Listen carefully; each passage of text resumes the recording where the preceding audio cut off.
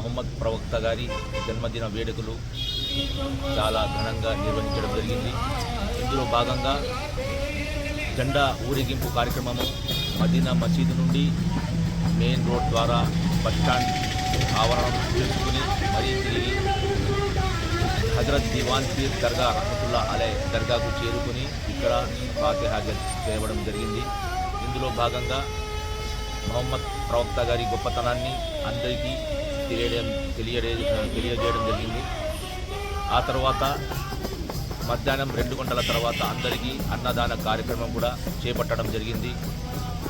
దాని తర్వాత మొహమ్మద్ ప్రవక్త గారి కేశ దర్శనం కార్యక్రమం కూడా నిర్వహించబోతున్నాము.